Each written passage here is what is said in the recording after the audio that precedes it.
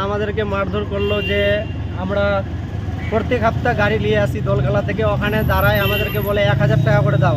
আমরা বলছি যে 1000 টাকা না দাদা, কিছু কম করেন, 500 টাকা নেন। বলছে যে কেন 500 টাকা নিবো, গাড়ি ভরে ভরে গরু নিয়ে যাচ্ছ আর 500 টাকা নিবো, 1000 টাকা লাগবেই। বলছি তাই আমি দিব না 1000 টাকা।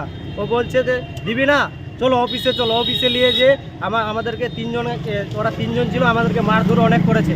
এরকম মার করেছে। তিনজন সিভিক ছিল ওরা? তিনজনও সিভিক ছিল। আর ড্রাইভার কি গাড়ি থেকে গরুবালাকে মেরেছে, আমাকেও মেরেছে, চোর থাপড়া মেরেছে। মানে গাড়ি থেকে নামিয়ে মারধর করেছে? হ্যাঁ, গাড়ি থেকে নামিয়ে মারধর করেছে।